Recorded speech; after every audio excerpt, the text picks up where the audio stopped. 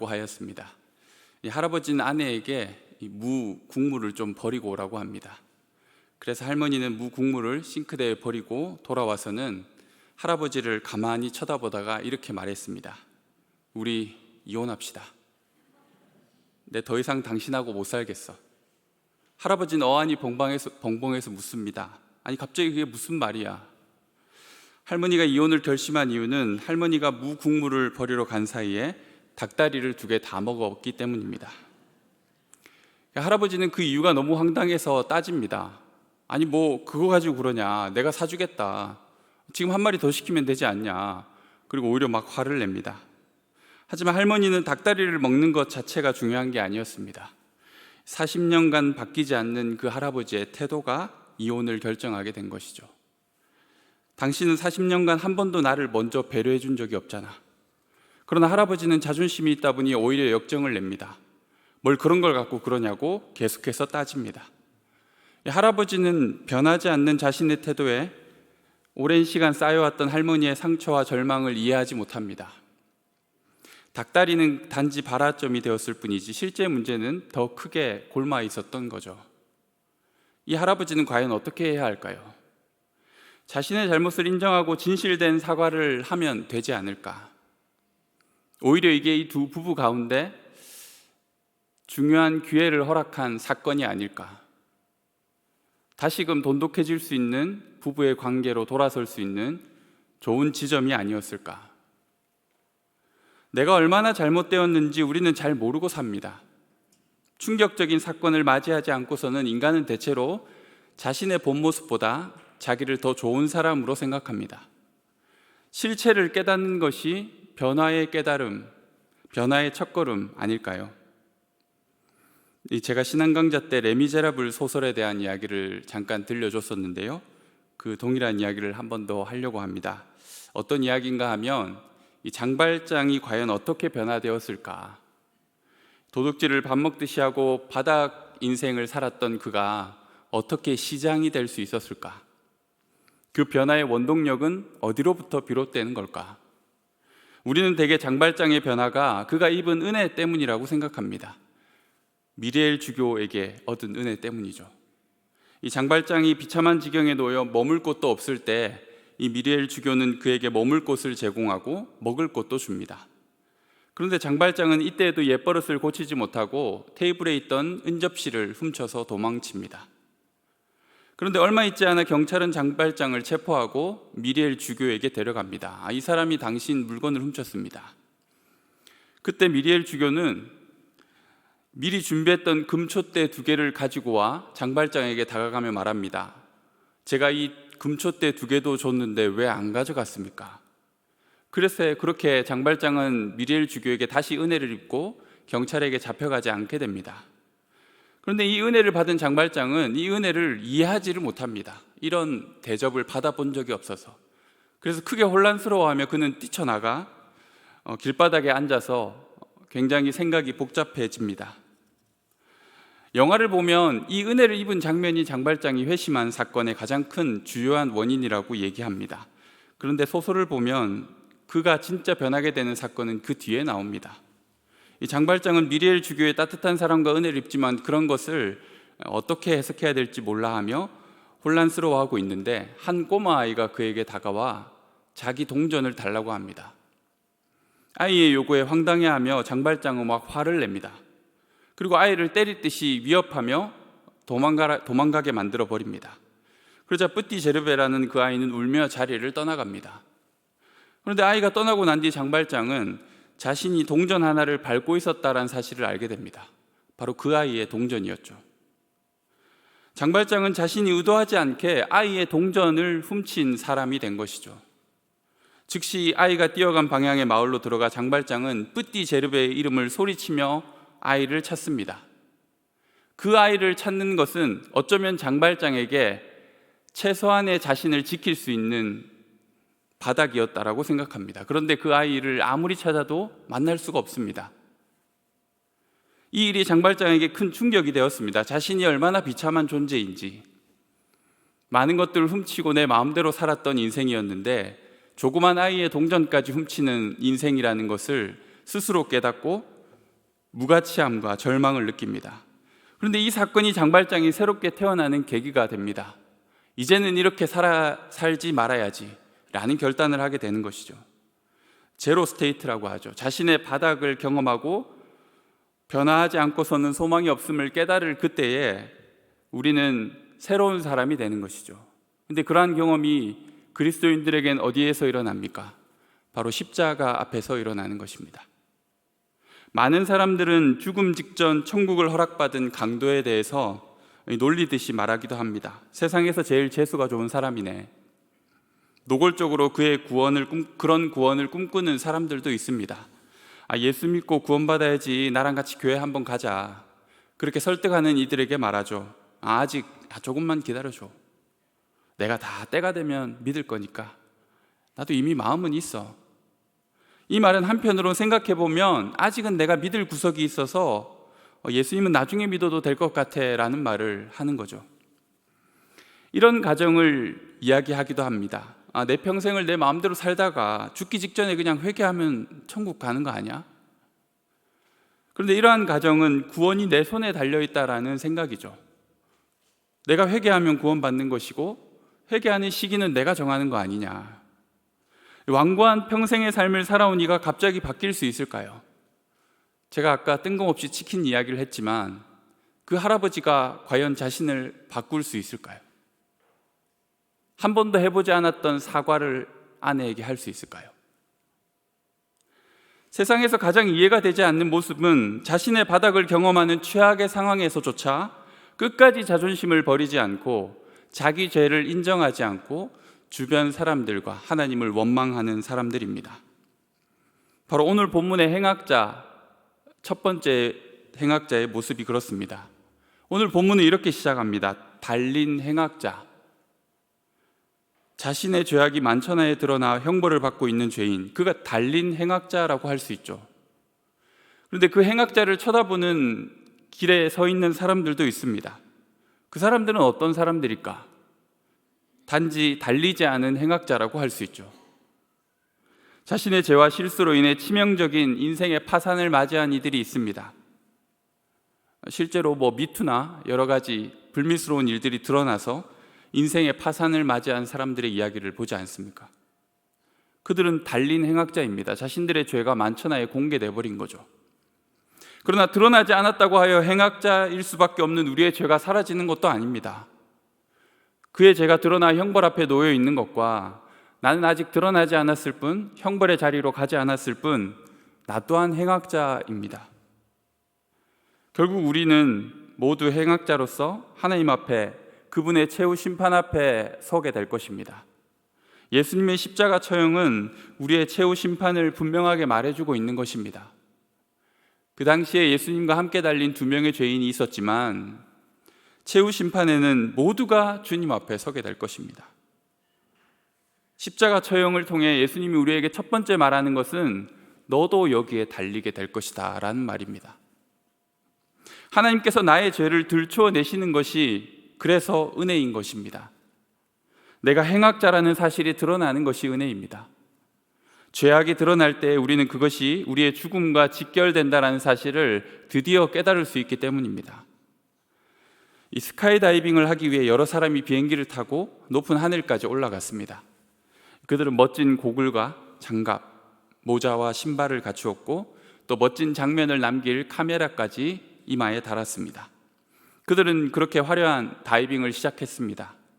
우리가 TV 영상에서 보는 것처럼 함께 손을 맞잡아 원을 만들기도 하고 또 하늘에서 잠을 자는 것처럼 누워보기도 하고 하늘 아래 점처럼 작은 마을들을 구경하기도 합니다.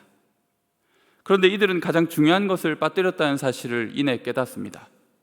바로 낙하산을 매지 않고 뛰어내린 것이죠. 이 즐거운 한때는 낙하산이 없다는 것을 알게 된 이후로는 끝입니다. 그들은 사색이 엄청난 속도로 하강하게 됩니다. 그렇게 추락한 사람은 끔찍한 죽음을 맞이하게 되겠죠. 그런데 이게 바로 우리의 인생과 같지 않을까?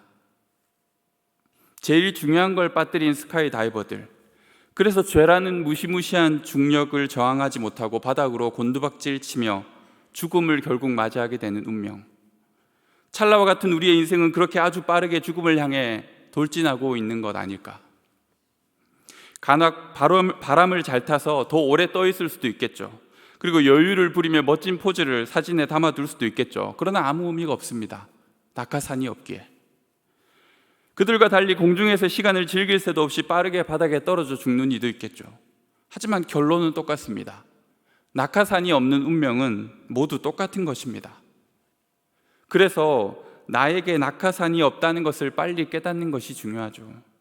내 인생이 전제부터가 잘못되었구나라는 것을 빨리 깨닫는 것이 중요합니다.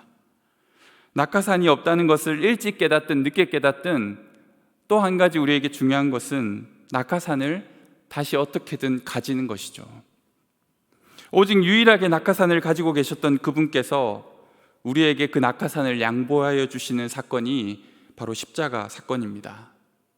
예수님은 죽음을 피할 수 있는 유일한 의인이셨지만 그분은 죽음을 택하시고 우리에게 살 길을 열어주셨습니다.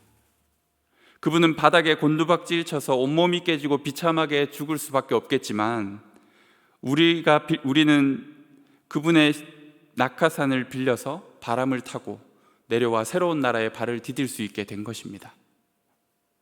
어제 저녁 내린 쓸쓸한 비가 드디어 마지막이었는지 날씨가 오늘 완연한 봄을 맞이했더라고요. 화려한 벚꽃이 이제 곧 만개할 것 같습니다. 이렇게 화창하고 밝은 날, 주말로 이어지는 행복한 금요일에 누군가는 어둡고 무거운 분위기로 하루를 보냅니다. 맛있는 음식을 마다하고 즐겁고 유쾌한 일들을 삼갑니다. 마치 상중에 있는 사람처럼 죽음을 기리며 지냅니다. 이 세계 곳곳에서 그리스도인들은 그렇게 고난주간을 보냅니다. 죽음을 도외시하는 시대, 죽음이 감추어진 시대를 우리는 살아가고 있습니다. 옛날에는 죽음이 우리와 가까웠습니다. 집에서 임종을 맞이하는 가족들이 바로 눈앞에 있었고 또 그들의 죽음을 애도하는 시간과 절차가 짧지 않았습니다. 그런데 지금은 죽음을 직면할 자리가 많지 않습니다. 병원과 영안실이 죽음을 가려주고 있습니다. 장례는 우리가 지불한 돈을 통해 일사불란하게 처리됩니다. 죽음을 직접 보고 만지고 실감했던 이전과는 많이 다릅니다. 죽음의 실체가 우리 가슴에 다가오지 않는 것이죠. 고난주간이 그리스도인에게 주는 특별한 의미는 죽음을 떠올리게 한다는 것이에요. 생각보다 가까운 멀리 있지 않은 죽음을 직면하게 해준다라는 것입니다. 죽음이야말로 우리를 삶의 본질적인 문제로 눈을 뜨게 하기 때문입니다. 물론 바쁘고 즐거운 일상을 살아가는 대다수의 사람들은 먼 옛날 한 유대인이 십자가 사형에 당하였다는 것을 관심을 두지 않습니다. 먹고 살기도 바쁜데 좋은 것만 보며 살아도 짧은 인생을 그런 어두운 이야기로 생각을 어지럽힐 필요가 없다고 생각합니다. 혹 그리스도인들 중에도 그렇게 생각하는 이가 있을지 모릅니다. 도대체 언제까지 십자가냐? 우린 이미 구원받았고 부활과 영생의 승리를 얻은 자들인데 또 예수님이 당한 고난과 십자가를 보며 울적한 기분으로 눈물을 흘리며 예전에 다 했던 회개를 또 해야 됩니까? 이제 우리는 미래를 향해 나아가야 되지 않을까요? 언제까지 과거의 십자가와 죽음에 매여 있겠습니까? 그렇게 따져 묻는 사람이 있다 하여도 여전히 우리는 또다시 고난주간과 성금요일을 맞이합니다. 잊고 살 때가 많은 우리에게 주님은 반복적으로 자신의 죽음과 십자가를 우리에게 들이밉니다. 왜냐하면 그 죽음은 우리 모두의 죽음이기 때문입니다.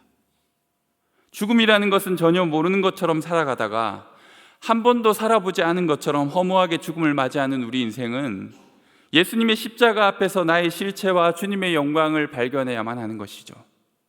그렇게 죽음은 항상 현재적인 의미로 지금 내게 다가오고 있는 것입니다. 그리고 더 중요한 것은 우리 주변에는 이미 죽음이 넘쳐난다라는 것이죠. 들여다보지 않았을 뿐 이 세상은 죄악의 고통과 죽음의 냄새가 진동합니다. 구세주의 구원이 필요한 이 땅은 여전히 복음이 필요합니다. 그래서 예수 그리스도의 십자가는 바로 오늘을 위한 하나님의 놀라운 희생과 사랑인 것이죠. 그럼에도 여전히 복음은 감추어져 있습니다. 십자가가 우리 주변에 그렇게 많아도 그리스도의 구원은 숨겨져 있고 보이지 않습니다. 그래서 복음은 만천하에 드러난 비밀이라고 이야기하는 것이죠. 다 알고 있는 것 같지만 대부분의 사람들이 모르고 지나칩니다. 예수님이 실제로 십자가에 달리셨던 바로 그때도 그러했습니다. 예수 그리스도께서 전하신 복음은 사람들 눈에 보이지 않았습니다. 오늘 새벽에 들은 말씀처럼 예수님은 단지 조롱거리였습니다. 지나가는 사람은 머리를 흔들고 대제사장은 노골적으로 예수님께 십자가에서 내려와 보라고 이야기합니다.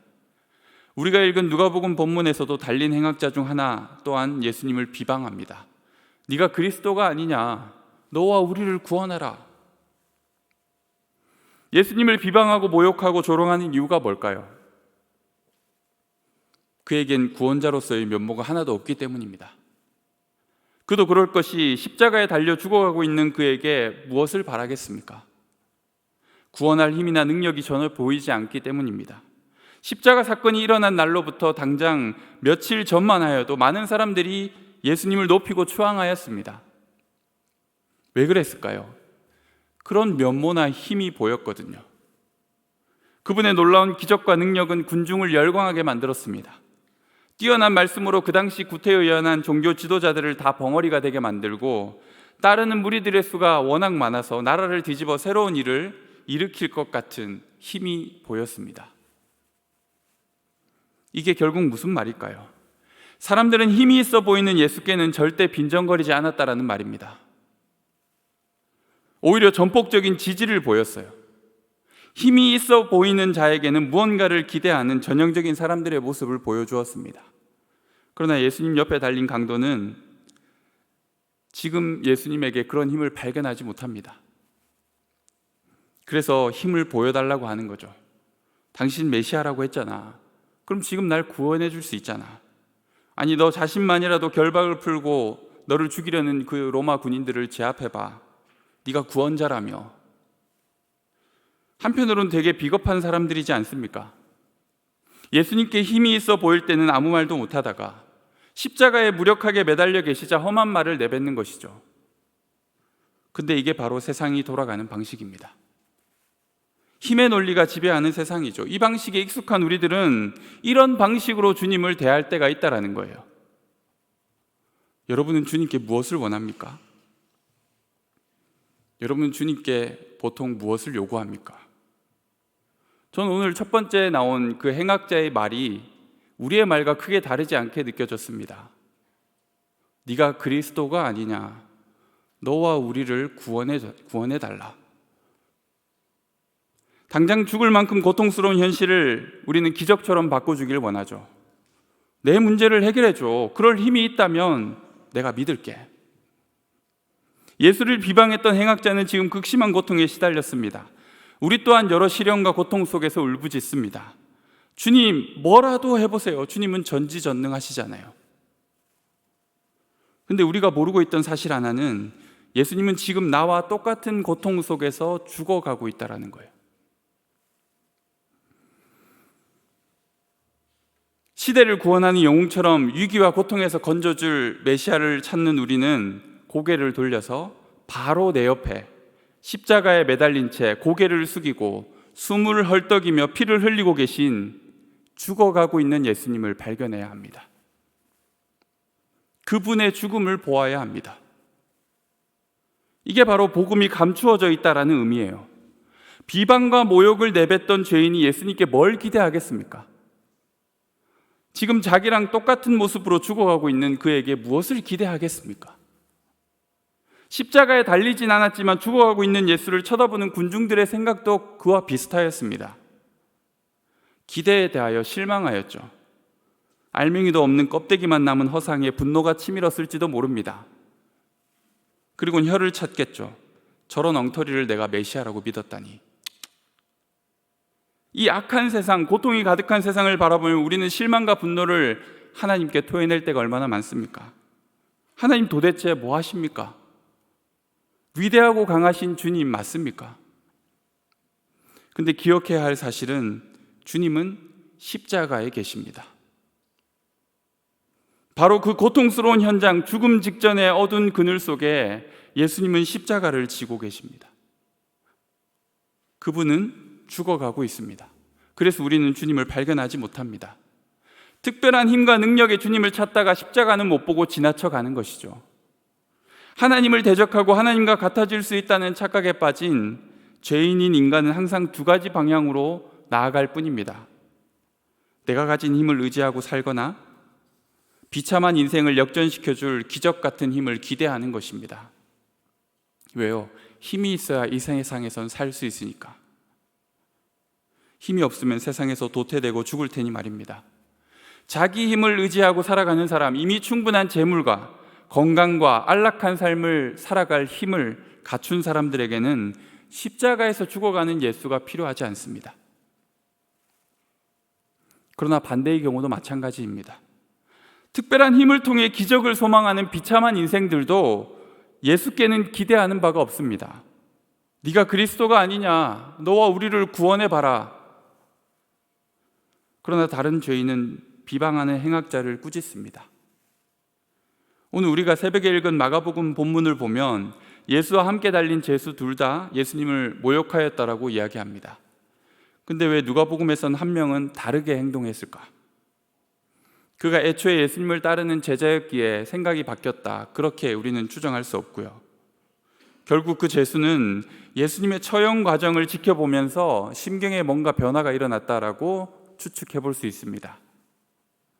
그분의 메시아 되심, 그분의 낙하산을 발견한 거죠. 그것의 결정적인 대목이 바로 이 장면이 아니었을까? 오늘 새벽에도 목사님께서 읽어주신 말씀인데요, 누가복음 23장 34절의 말씀입니다. 이에 예수께서 이르시되 아버지 저들을 사하여 주옵소서, 자기들이 하는 것을 알지 못함이니이다. 십자가에 달리신 예수님은 여느 제수와 너무나도 달랐습니다. 주님은 자신의 옳음을 증명하는 데 관심이 없습니다. 그는 죄수로서 취급받는 것을 당연하게 여겼어요. 십자가 처형이라는 극단적 형벌의 장소에서 죄 없으신 예수님의 무죄함이 더 극명하게 나타납니다. 이 장소에 결코 어울리지 않는 그분의 모습 때문이죠. 그래도 주님은 자신이 옳다고 항변하지 않습니다. 또한 주님은 자신의 힘을 과시하는 데 관심이 없습니다. 12군단이나 되는 천사를 동원할 수 있는 주님이시지만 가장 무력하게 폭력과 모욕을 당하십니다. 마치 도수장에 끌려가는 어린 양처럼 주님은 자신을 그들의 처분에 맡기십니다. 마지막으로 주님은 자신의 고통을 줄여보려는데도 관심이 없습니다. 고통과 폭력 앞에 떨지 않으셨고 피하시지 않습니다. 이미 자신의 억울함을 호소하거나 자신이 가진 힘과 명망을 통해 고통을 벗어나보려는 모습이 전혀 없었습니다. 죄인이 아닌 예수님께서 가장 죄인다운 면모를 보여주셨어요. 그분은 다 당하셨어요. 다 감내하셨어요. 혈기를 부리거나 원망의 소리를 한마디도 외치지 않습니다. 죄인에게만 어울리는 처분에 자신을 내어 맡기는 예수님은 그로 인해 더 죄인이라고 여길 수 없는 모습을 보여줍니다. 우리는 이 장면을 보며 무언가 잘못되었다라고 느끼는 것이죠. 이 사람이 행한 것은 옳지 않은 것이 없느니라. 십자가에 달린 행악자는 보았습니다. 예수가 오직 한 가지에 관심을 두고 계시다라는 것을, 바로 속죄함, 이들을 구원하려는 의지, 죄사함을 이루려는 열정. 여기서 그는 주님이 가지신 진짜 구원의 능력을 발견해내는 거예요. 그분이 참 메시아임을 깨닫습니다. 바로 그것은 온 인류를 향한 예수 그리스도의 피 끓는 사랑이었죠. 이 사랑은 자신의 생명을 던지는 사랑이었습니다. 이 전 세계 사람들에게 큰 충격을 주었던 9.11 사태 때 이 쌍둥이 빌딩이 무너지기 직전에 많은 소방관 대원들이 건물로 진입하여 구조 작업을 펼치는 때였습니다. 그때 계단을 통해 많은 사람들이 이미 대피하고 있었고, 올라오는 소방관들과 마주하여서 내려오던 사람들이 이제 벽에 붙어서 소방관들이 올라갈 수 있는 길을 만들어 주었습니다. 그때 많은 소방관들이 계단을 타고 올라갈 때 주변에 서 있던 이제 대피하고 있던 사람들이 소방관들에게 환호하며 박수를 막 쳤습니다. 그렇게 박수치고 환호를 보냈던 이들이 계단을 타고 탈출에 성공한 이후에 건물은 곧 무너져 내립니다. 소방관들은 모두 순직하였습니다. 이 일을 경험한 한 생존자가 9.11 사태에 일어났던 많은 이야기들을 남겨놓은 책에 그때 자신이 쳤던 박수와 환호가 굉장히 부끄럽게 여겨졌다라는 고백을 남겼습니다. 그들의 죽음을 향한 환호가 되었기 때문이죠. 잠깐의 시간 속에 나의 죽음이 그의 죽음으로 바뀌게 된 것입니다. 우리가 단순히 예수님의 구원을 환호하거나 열망할 수 없는 이유는 그의 죽음에 나의 죽음이 대체되었다는 사실을 알기 때문입니다. 지난주일 말씀을 통해, 그리고 이번 주 한 주 새벽 기도를 통해 하나님은 우리에게 계속해서 말씀하고 계세요. 십자가의 죽음이 바로 나의 죽음이었다라는 것을. 이 새벽 기도의 말씀 중에 예수님께서 제자들에게 나와 함께 가자라는 말씀을 하시지 않습니까? 그래서 목사님께서 십자가까지 우리가 주님을 따라 같이 가자라고 우리에게 권면하셨죠. 오늘 말씀 43절 예수님은 이렇게 말씀하십니다. 우리 같이 한 목소리로 읽도록 하겠습니다. 43절입니다. 예수께서 이르시되 내가 진실로 내게 이르노니 오늘 네가 나와 함께 낙원에 있으리라 하시니라. 아멘. 오늘 네가 나와 함께. 십자가 죽음을 함께 경험하는 그에게 예수님은 낙원에서 맞이할 부활을 약속하십니다. 주님은 내일쯤 아니면 이 다음에 아니 언젠가는 그렇게 말씀하시지 않습니다. 오늘 네가 나와 함께. 오늘 내가 경험하는 이 십자가 앞에서의 죽음이 곧 내가 경험하는 구원이 될 것이다 라는 것이죠. 예수님은 자신이 죽기 직전까지 자기 옆에 죄수를 구원하셨습니다. 에스겔의 말씀이 하나도 틀린 바가 없었습니다. 나는 죽을 자라도 회개하여 살기를 원하느니라. 내가 행한 죄악의 상당한 보응으로 죽을 수밖에 없는 처지, 나의 비참한 현실을 깨닫되 나와는 전혀 다른 아무 죄가 없으신 거룩하신 주님이 나와 같은 모양으로 죽음에 내어준 바 되었다는 것을 깨달을 때 십자가의 복음을 깨닫게 되는 것이죠. 바로 그것이 우리를 구원하는 능력이 되는 것입니다. 오늘 네가 나와 함께. 주님은 여전히 우리를 부르십니다. 잘못한 것도 없지만, 내가 죄를 지은 것도 없지만, 그런 희생과 섬김을 굳이 할 필요가 없지만, 그럼에도 불구하고 우리도 예수님처럼 누군가의 죽음을 나의 죽음으로 대체하려고 한다면, 나에게 하나 남은 낙하산을 그에게 양보할 수 있다면, 바로 오늘 이 시간 우리를 죽음에서 구원하신 예수 그리스도의 십자가 구원을 전하게 되는 것이겠죠. 십자가로 주님은 오늘 우리를 부르시고 계십니다. 오늘 네가 나와 함께 있을 것이라고 말씀하시는 주님은 우리를 십자가 앞으로 초청하고 계십니다. 여러분이 십자가 앞으로 나아갈 때 어떤 일들을 경험하게 될까요? 나의 비참한 죄인된 삶을 깨닫게 될 것입니다. 그리고 두 번째는 비참한 나의 죽음의 삶에 가장 가까이에 예수님이 나와 같은 모양으로 나의 죽음을 자신의 죽음으로 바꾸고 계셨다라는 것을 발견하게 됩니다. 그런데 여기서 끝나지 않습니다.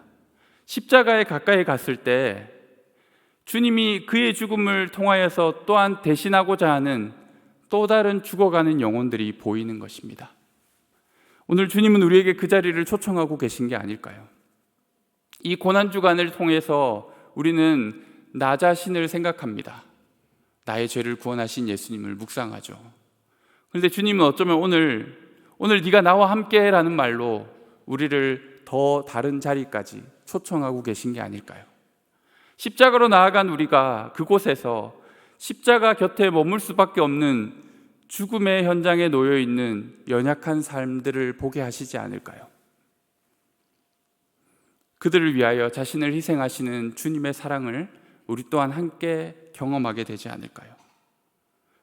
오늘 내가 나와 함께 있을 것이라고 말씀해 주시는 주님, 그분의 음성이 여러분에게 들리십니까? 누가 우리 주님과 함께 할 수 있겠습니까? 주님이 우리를 부르실 때 제가 여기 있습니다 라고 말할 수 있는 성도들이 되었으면 좋겠습니다. 그렇게 주님이 부르시는 십자가까지 나아가 나의 죽음을 경험하고 나를 위해 대신 죽으신 예수 그리스도의 죽음을 경험하고 그 죽음을 통해 또다시 구원받아야 될 또 다른 누군가의 죽음을 떠올리고 그를 위해 기도할 수 있는 저희가 되었으면 좋겠습니다. 우리 이 시간 함께 찬양하며 나아가겠습니다.